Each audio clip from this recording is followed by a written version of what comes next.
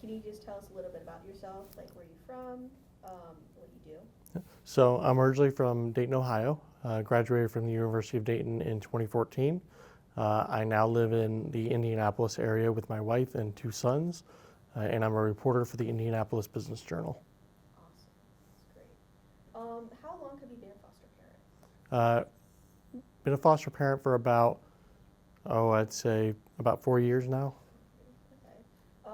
What drew you to becoming a foster parent, and how did that conversation go with your wife? So we had talked about it on and off, really ever since we met, and it really kind of took hold. I would say probably at the start of the pandemic, we were looking at starting a family.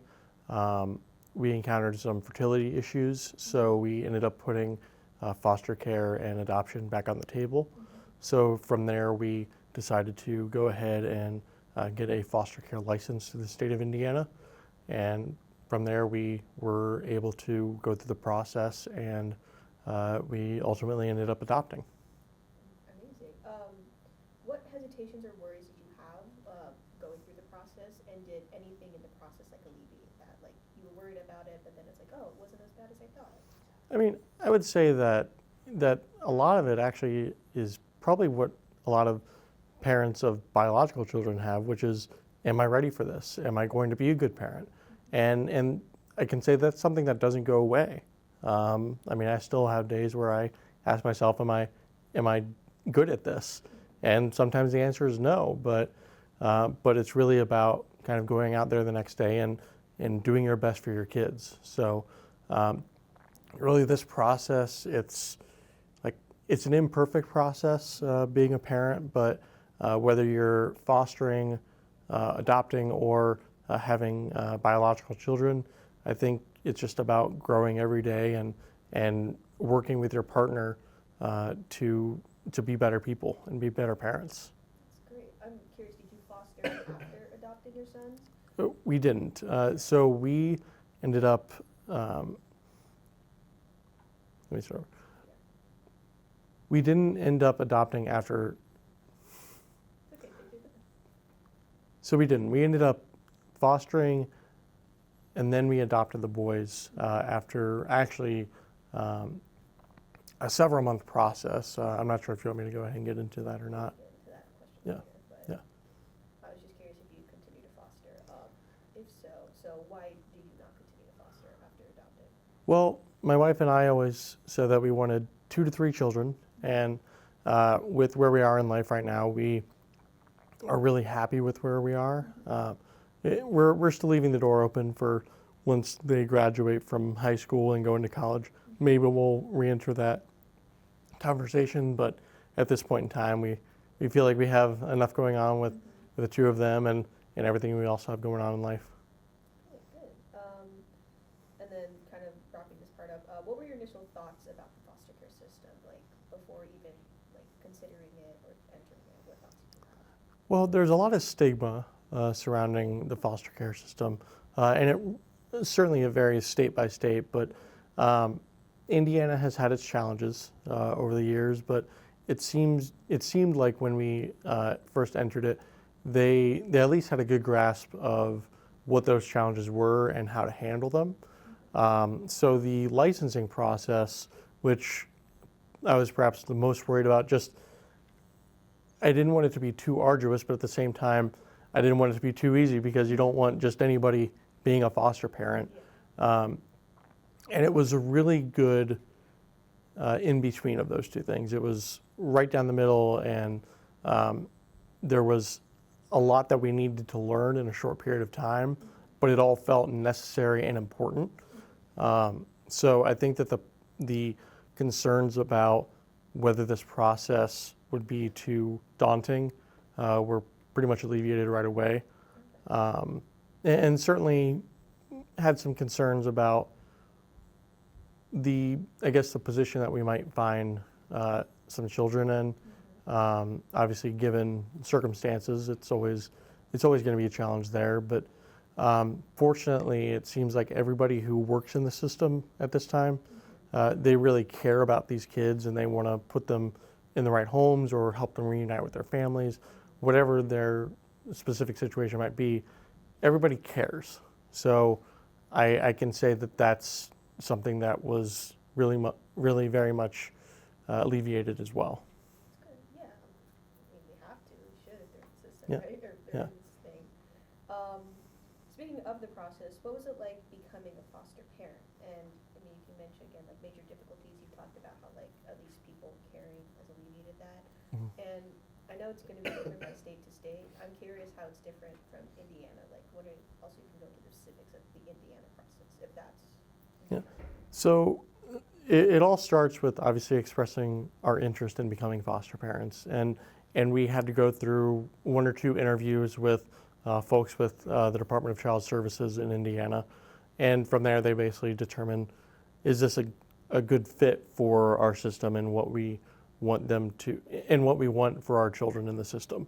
And we were fortunate enough to be asked to continue in that process. So we ended up going through, I believe it was 4 different courses.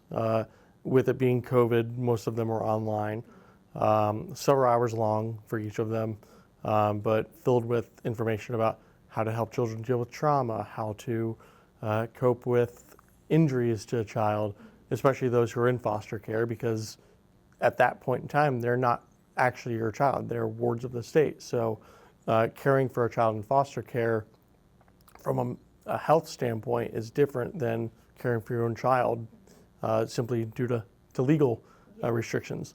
So they really helped us understand and go through all those processes and learn what to do, what not to do. They helped us understand how certain children might react in a given situation and how to cope with that. So it was almost like a parenting crash course, which I liked because it wasn't overwhelming. It didn't overload with information that you really didn't need to know. But at the end of the day, it really, I think, helped my wife and I, whether we were going to be foster parents or parents of biological children, it helped us have a greater appreciation for what that might look like.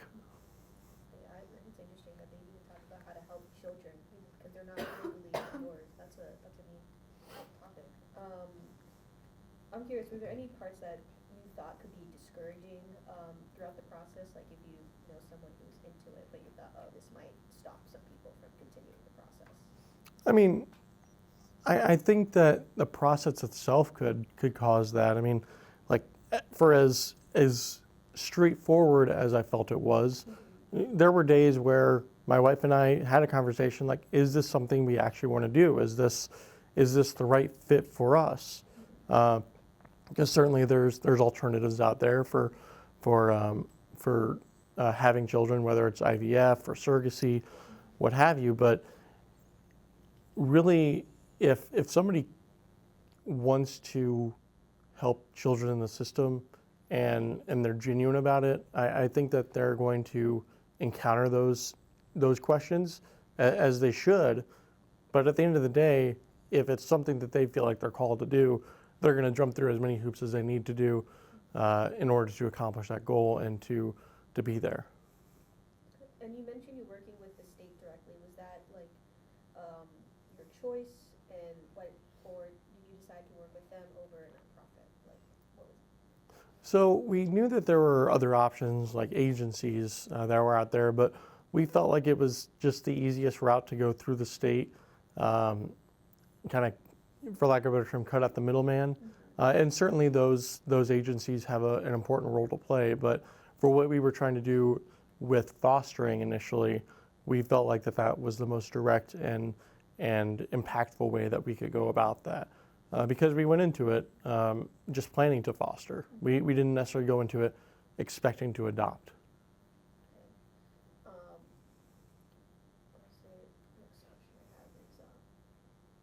What type of child were you looking to foster? I know you mentioned like your wife's a teacher, so just kind of elaborating like what level, or how comfortable were you fostering a certain type of child?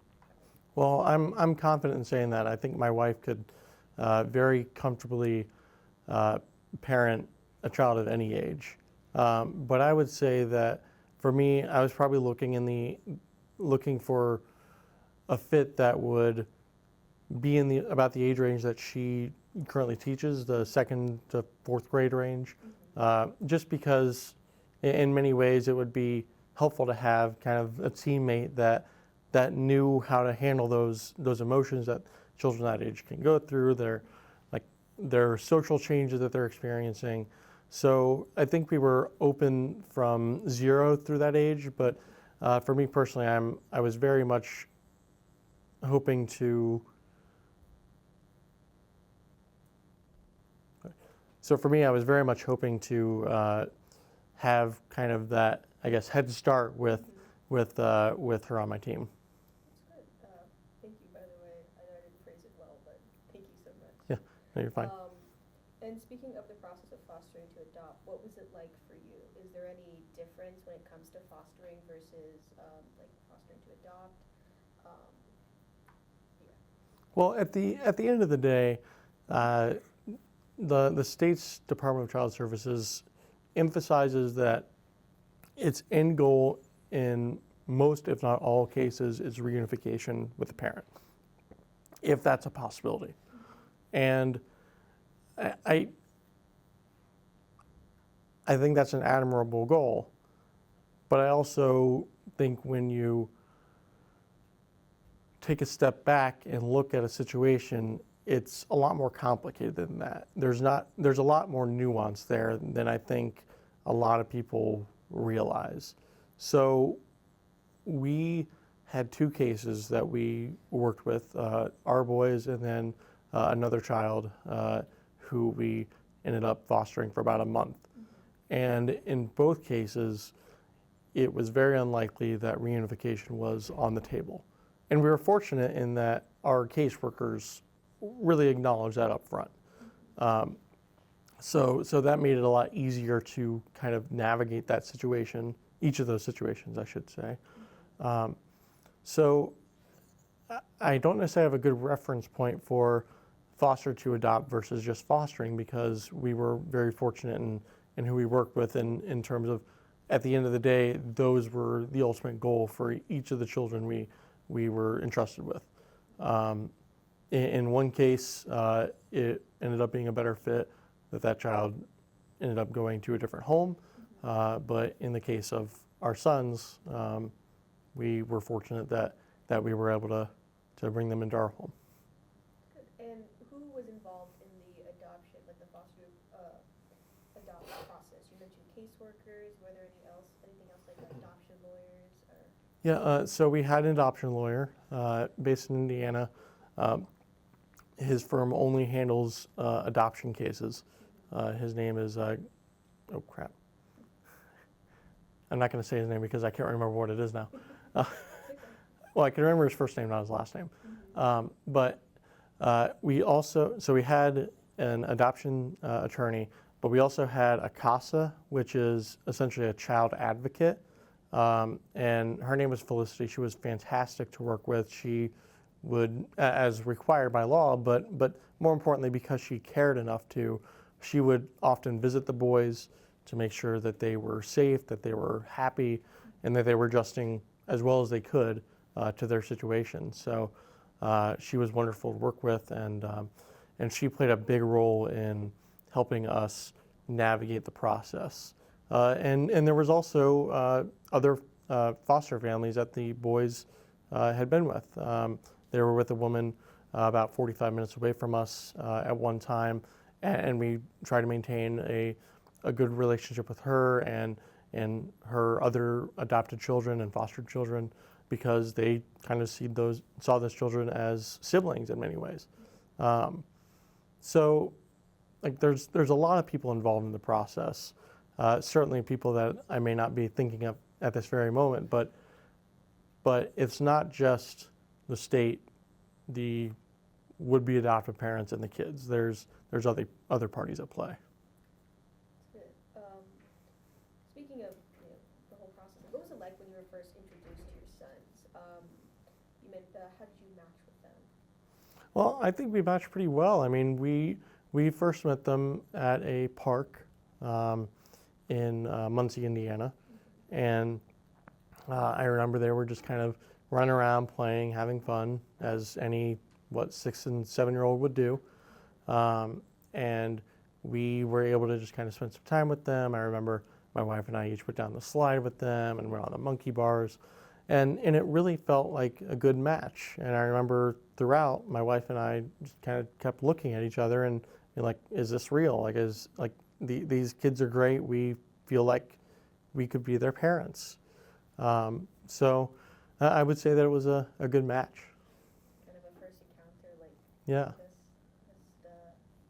Were there any special requirements or accommodations that were needed during the process, throughout the whole like foster care process for your? In what way? Like, I know. Remember you mentioned it, a therapist, or is Mm. there anything that's like special to them or unique to them, or unique to your case while going through the whole process? Yeah. Specifically unique to our case, I wouldn't say so, but as with many children in the system, they did have a therapist who actually would come to our home and speak with each of them. Sometimes it would involve my wife and I. Sometimes we would just give them space to vent or to speak with their therapist on their own. Sometimes it was problem solving and helping with certain frictions that might be in the house. So their therapist was pretty integral to their adjustment to our home, as they would be for any household that's looking for an adoption opportunity. Because as much as I think some people assume, kids don't just fix themselves. I mean, you really have to work with them, especially those that have been through trauma, to navigate those situations. And you're not always going to get it right, but you have to at least try. And how old were they when you first met them? I believe they were 6 and 7, maybe 7 and 8. Hold on, I'm trying. Yeah, 6 and 7. 6 and 7, okay. Just kind of wrapping this up, was there anything that you and your wife like did to make them feel more comfortable in their environment, like in their new house, or just like meeting them for the first time?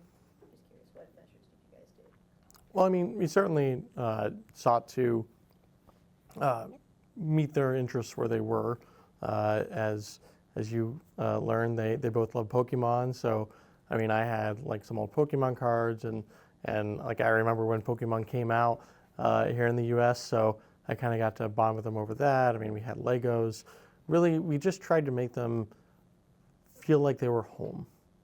And there's a lot that goes into that, whether it's getting them the furniture that they would need for their rooms, giving them their own spaces, because they grew up sharing a room both with each other and other children. So we try to give them each their own space to play in, to be in, and to sleep in. And I mean, there's some adjustments there that had to be made, but certainly looking for every opportunity to make them feel like they weren't just here for a little bit of time, like they were home. That was really important to us. Yeah. And now kind of moving to the challenges of fostering. What were some unexpected challenges that you faced as a foster parent?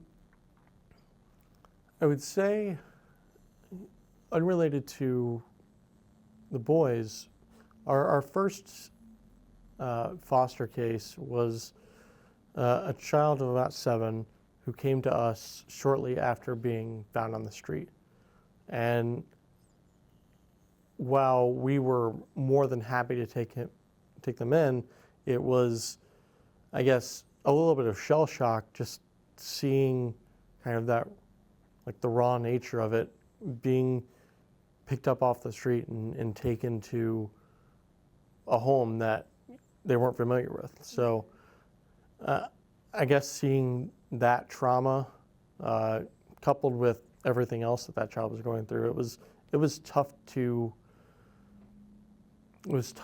manage my own emotions while still trying to meet theirs. And I didn't necessarily expect that to be an issue. I never thought of it one way or another. So to try to navigate that was interesting. And certainly, as I think any parent can attest, it's always tough to be on the same page with your spouse every second of every day. So So just trying to make sure that we were on the same wavelength with certain things, whether it's um, whether it's being present at the right times, whether it's making sure that we are on the same page about how we're going to handle dinner time or bedtime. It's just, it can be challenging sometimes, but if you trust your partner and know that they trust you, then it makes it a lot easier. Is there any challenges like with your sons that you've had that just came up that you didn't expect, or? I mean, really, it's all just kid things. I mean, like, and I would say that's another challenge in and of itself is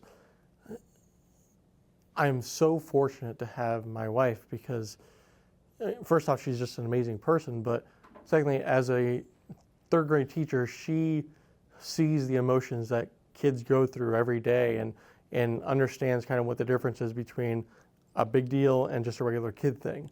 And as somebody who hasn't spent a lot of time around children of that age, of my son's age, until they came into our lives, I didn't know the difference between those things. And still to this day, I still kind of have to ask myself, is this a big deal or is it just a regular kid thing that every kid does? And most of the time, the answer is the latter. It's just like kids are going to be kids, and kind of have to think about how I was at that age, although they're a lot better behaved than I was. So just navigating that, I think, has been a challenge. But fortunately, we're blessed to have two of the greatest and nicest kids that I've ever met. So. That's amazing. That's so lovely. Kind of going to another challenge. Let's see. Fostering and adoption, like there's a lot of financial challenges to it, especially with adoption, with lawyers and everything else. I know you mentioned that you and your wife are in a good financial position to go through the process, but can you share some like unexpected financial challenges, or even though they weren't as challenging for you, they might be for other people? Yeah, I mean, raising a child is expensive in and of itself. So, I mean, we were fortunate in that as part of our foster license and working with both our sons and with the other placement that we had, that the state provided essentially a subsidy to help us take care of the kids. So we would get X amount of dollars every month at the start of the month to go toward food, toward clothing, toward whatever they needed. And coupled with that, in Indiana, they also have all of the children who are in foster care on Medicaid. The HIP plan, I believe it's called Healthy Indiana Plan, and that that really kind of blunts the concerns about medical expenses and things like that. So certainly, though, I would say just adjusting to the fact that there's two more people in your house, through more groceries, through more water usage and power usage, it takes a minute to get used to that, and making sure that you're stable enough to handle that situation is critical. I mean, that's part of the process, that whether you're on your own or with a partner, you need to kind of talk through that. Like, can I comfortably take care of myself and another person or two more people in this house? Am I financially stable enough to provide for them? And basically kind of game plan worst case scenarios that you might have to encounter if if you lose your job or something catastrophic happens. Just make sure that you know what to expect and how to expect it should something happen. I think, while it's easy for me to sit here and say that we were in a good enough financial position to do that, I know a lot of times, whether it's through biological children or foster children, people aren't always in that position, or it might come on unexpectedly. And I mean, I think that the state has, at least in Indiana, there are some good resources to help people navigate those situations. And I would encourage anybody who needs help to reach out for help. That's good.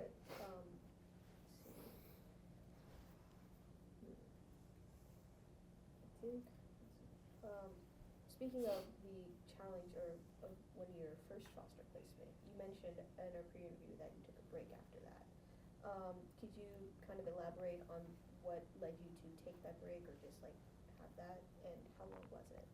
Yeah, so really it was the culmination of a lot of different things. A lot of it revolving around our experience with the boys, because it's important to note that we were first approached about potentially adopting our sons, I believe, in April of 2021. And we went through the process. We met them. We essentially fell in love with them, and it came down to us and another family. They ended up selecting the other family for a couple of different reasons, one of which was geographically a value for DCS. And I mean, that certainly took a lot of wind out of our sails, because we were devastated that they weren't going to be coming home to us. Like, we had already kind of been planning like their rooms. I mean, we had set up their rooms because they had spent a night with us a few weeks prior just to give a trial run. And so that was devastating. And probably 2 weeks after we learned of that, we were called for this placement. We had already been thinking about taking a break. And I think we accepted that opportunity because we wanted to help this child, and we felt we could help this child. At the end of the day, I mean, with my wife being at home for the summer, with her being out of school, or her students being out of school, I should say, she really was kind of left with, like, kind of left holding the bag while I was at work and kind of trying to navigate my own emotions throughout this whole thing. So I think for both of us, when that child ended up going to a different home, it was devastating in its own right, because we almost felt like we failed the child. But at the end of the day, it was the right thing to move forward with. But we also just kind of felt like we were taking losses left and right in this journey. Couple that with some family medical issues. We were ready to take a break. We had actually sent an email to the Department of Child Services saying, like, hey, we need to take a break from this. Like, we're not sure that we can accept a placement at this time. And it wasn't a week later that we did get an email saying that circumstances had changed for the boys, and would we like to move forward with fostering them and potentially adopting. So it was a unique experience, and a whole whirlwind of emotions. I'm curious, what was it like when you got that email after like all this stressful thing? You got the email that the boys were up for foster to adoption. Well, I remember where I was actually. I was in the middle of an interview for a story that I was working on, and I happened to glance down at my computer when I was taking notes, and I saw the notification from our contact with DCS, and it basically said like, hey, do you guys have a minute to talk about this?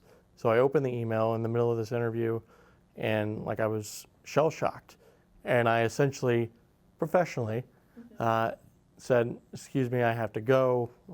Something came up, but I'll call you back. And I ended the interview because I didn't think I was in a position where I could continue asking relevant and valuable questions to this person at that moment. So from there, I just kind of took a minute, and I ended up calling my wife. I think I missed her, and she called me back, and we were like, do we want to do this? And like, we both basically said yes at the same time. And we wrote back and said, we're in. So we got that email at the end of August 21, and they moved in over Labor Day weekend. That's good. Kind of serendipitous. serendipitous almost like. Yeah. Well, so that, I'll let Melissa head out first, so you can take a bit of a breather or anything.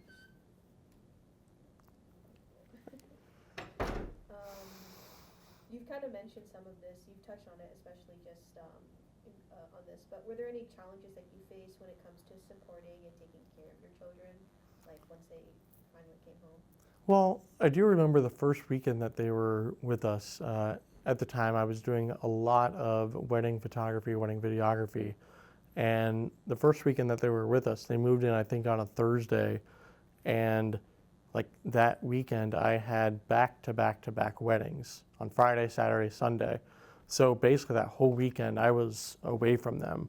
So that was hard. And I mean, over the past few years, I've had to kind of adjust work schedule and kind of reduce the amount of work that I'm doing outside of my full-time job to the point where I've essentially stopped doing either of those things, wedding photography, wedding videography, because I've finally learned to prioritize family over work and over getting a couple hundred extra dollars per weekend. I mean, it's nice, but at the end of the day, I mean, like I don't want to be a dad that my kids remember walking out the door and coming back in late at night because he just got done working a job.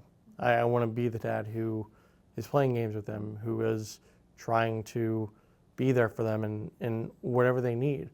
And it's an adjustment, and I'm still working on it.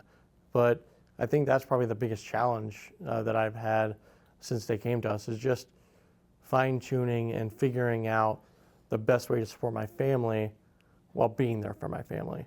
And being there especially for my wife, who, I mean, after 8 hours of teaching children, who she loves her kids in her classroom, but it's emotionally draining. It's physically draining to have to do that and then come home and be there for your children and sometimes cook dinner and just kind of hang out with them if I'm working late. So working with her and trying to find a way to make sure that I'm there for my family has definitely been my biggest adjustment. I can imagine. I've like tutored like kids. Like I think the youngest was kindergarten, and I was tired just after like half a day of like just watching the class. I was like, I'm gonna take a nap after. No, I do remember also like been tutoring like second and third graders, and they were just kind of like the funniest kids to me. Like they would write their little paragraphs. Like one girl was like, I'm done. Like she just writes, I'm done. Yeah. It's so silly. They're fun, but definitely draining. I can only imagine. Yeah, I mean, she's an amazing woman. She really carries our family, and that's not lost on me. I can tell with the way you talk about her too. So it's seen. And then lastly, to kind of wrap up on the challenges, you mentioned this like the subsidiary what support have you received during the process? So we received a child, I forget what the full term is, but we received a subsidy throughout their foster care. And this was interesting to me when we were going through it, but we worked with our attorney basically through a negotiation with the state on essentially support after the adoption. So there was some back and forth there, and part of me feels like, you know, that's kind of icky to negotiate on these sorts of things. But at the same time, it's important. I don't know that we would be in as strong of a financial position to take care of our kids if we weren't working with the state in that way. So I think it's an important role, but, you know, I mean, it's like you just want to kind of almost forget about those sorts of things because, like at the end of the day, it's not about the money, it's about the kids themselves. And I mean, I can confidently sit here and say, like, if we got $0 from the state, we would have found a way to adopt our sons. But between that and the Medicaid that they will continue to be on until they're 18, that's helpful for us as a family. I mean, my wife and I are both fortunate enough to have companies that offer medical insurance. So we could theoretically have them on that, but it definitely lowers our concerns about out-of-pocket expenses. I mean, one of them ended up running into a car on a scooter, a parked car, and we had to take him to the hospital for stitches. And I mean, that would have been probably $1,000, $2,000 out of pocket, and we were fortunate to have them on Medicaid to cover that. I laugh because I also have my own scooter-related injuries, actually here on campus. But I'm curious, outside of financial support, was there any other support that you received? It could be like family and friends. Oh yeah, we are very fortunate that we had a really good support system around us, from our parents to our siblings to our friends, and extended family as well. I mean, everybody was on board with our process. We also had, my wife had a cousin who was also doing foster care at that time as well, and we were able to really kind of lean on those shared experiences and talk through them at times. But it's invaluable, perhaps more so than that financial discussion that I mentioned earlier. It's important to know that you're not alone in your effort, and I mean, having that system of friends and family around you is key. I mean, not just from childcare and making sure that like they have people that they can play with that are their own age, but just somebody that you can lean on if the days are tough. And we've had those, but very fortunate to have family and friends, including some who work here at UD, who have been part of that journey with us and been very helpful. That's great. I'm glad. That is great that you had like such a big family support and friends and family, and then also us understanding the financials about it all. Now we're kind of nearing the end, and this is all going to be about like the joys of your parenting, which you've already touched on a lot. But how has fostering impacted you in your life? I mean, it really changed everything for us. I mean, when we encountered the challenges that we did with having biological children, we weren't sure what the next step looked like. So fostering and ultimately adopting really created a whole new path for us to follow. And I think it's invaluable for people who are hoping to start families, but I mean, for the kids themselves. I mean, there's a lot of kids in foster care these days who, I mean, unfortunately, a lot of them won't be given forever homes, but the ones who do get forever homes, I mean, it's life-changing for them. And I mean, that's just as important to me as what it did for my life. I mean, as a parent, you have to put your kids' needs above your own, I've learned, and probably something that I didn't really think about before we kind of thrust ourselves into this position. But I mean, it's important to make sure that your kids feel loved and that they know that they have somebody they can lean on. So for me, I think it changed me on many levels, including the emotional level of just having somebody that depends on you.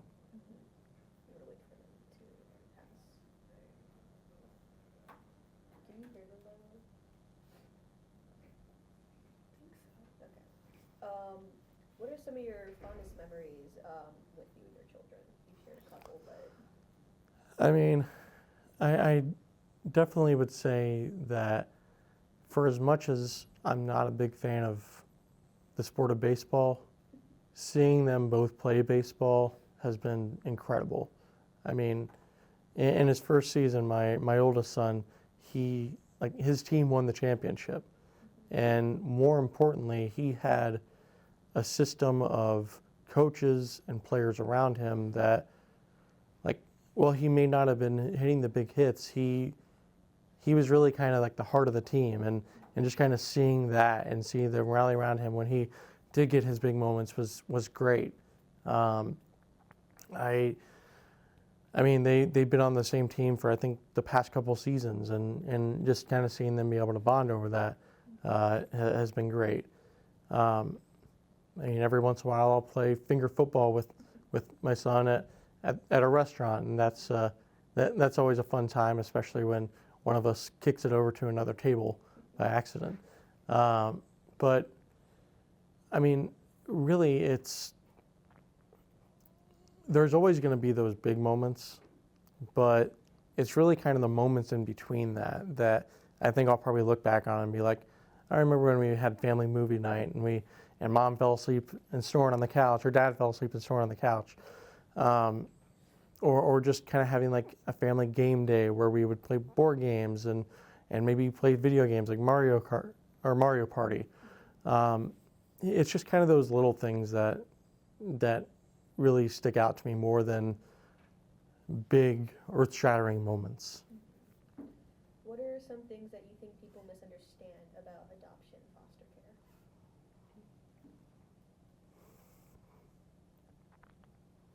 I don't think anybody thinks it's easy, but I think there's a lot of misconceptions about just how hard it actually is. I mean, when your kids come to you, they aren't your children. They are the progeny of somebody else. They have like this whole other life that they had before they met you. I mean, you don't have that with biological children in most cases. So, I mean, that's still an adjustment that I have to make in my own mind from time to time when they mention something about a former foster placement or biological parents. I mean, like, kind of have to remind yourself over and over, like, these kids had a life before me, but I also had a life before them. So we have something in common there. And I think understanding that is kind of the first step to forming that relationship and helping kind of build that trust. Like, hey, I don't know you, you don't know me, but we're in this together and we're going to get through this together. And just laying that groundwork is incredibly difficult, but if you feel a connection to that child or that child feels a connection to you, it makes it a whole lot easier. I'd also say that I think, as I said at the start, I think child services systems at times get a bad rap. Sometimes it's warranted. There's certainly cases of bad behavior in those systems and poor judgment by various individuals. But I think if you look at it from the perspective of these are just people trying to help children have a good life, I think if you start with that as the basis of any argument, wherever you go from there, you're going to find that for as much bureaucracy might be involved, for as much headache and sometimes heartache might be involved, they want what's best for the kid, whatever that is. And even if you don't feel like it's the right choice, you may not have all the information, you may not have the background that they do on these kids. I mean, it's hard to hear DCS say reunification is almost always our goal when you know the backgrounds of some of the biological parents that are in the system. But understanding that the caseworkers are not the bureaucracy, and understanding that like they care about these kids just as much as you do, that makes it a whole lot easier to navigate the system and to understand why certain things are happening. I definitely agree. When like doing research, it's like you see a lot of like work. They're very much overworked, or there's a lot of cases. I think there was like a strike that happened a while ago, but I definitely agree about the caseworkers and like Yeah. that very powerful stuff. Yeah. I know this is going to be a similar-ish question to the first one you asked, but if there's one final thing you could tell people who don't fully understand the reality of the foster care system, what would it be? I would say ask questions. Like, it's okay to ask questions if you don't understand something. And I think one thing that I think foster care and adoption is often stigmatized. And like people are never ostracized for it, but in many ways, like they kind of feel like they're the others, like like like these people have kids and then these people adopted their kids, and I think we're getting to a point where like people having kids are people having kids, whatever that looks like. I think we're getting to the point where that's just kind of an accepted norm, but people are still going to have questions, so I would encourage them to ask those questions. If there's one thing you could change about the foster care system, what would it, to make it better for kids, what would it be? I would say find ways to incentivize good people to want to work in the system, because looking at the incredible caseworkers that we had on not only our son's case, but the other foster placement that we had. I mean, there's a lot of burnout that happens with that, and that's driven a lot because of the fact that there are so many kids, but there's so few people who are in the system right now to help. So I think finding ways to kind of pluck some of those people who really do care and want to find a way to help kids who need it, I think that's going to be key, because in a system like this, you're not gonna solve the problem by giving every person 100 kids to look after. It's gonna be like you need to give them a dozen or maybe 24 at most, because they're constantly making sure that these kids are going to the right home. If you were to describe foster care in one word, what would it be?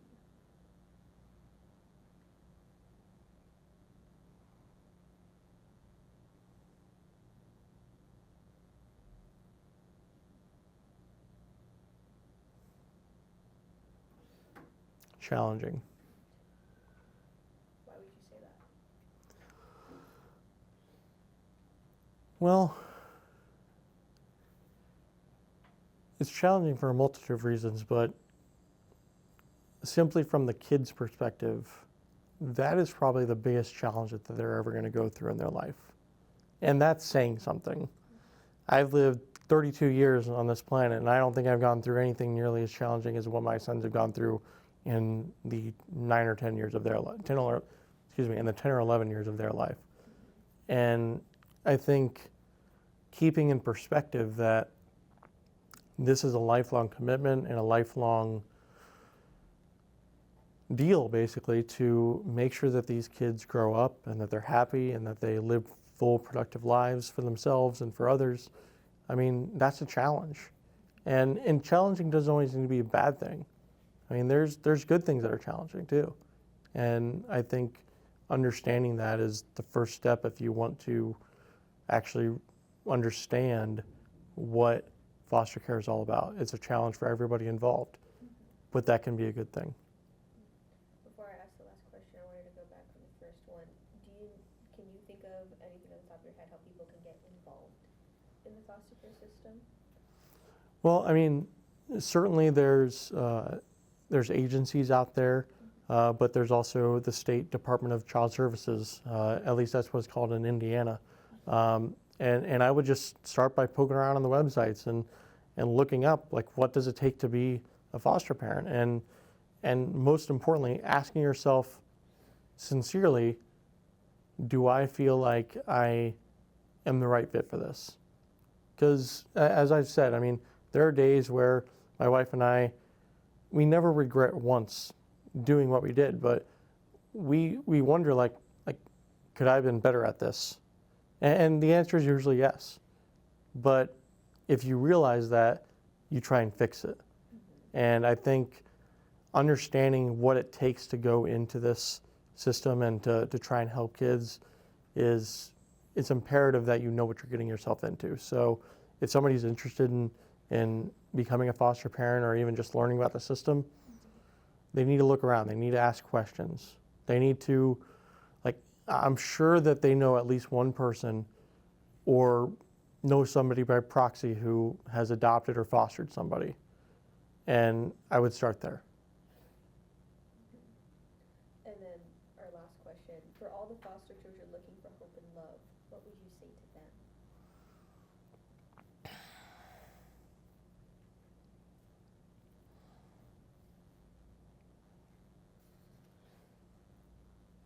I would say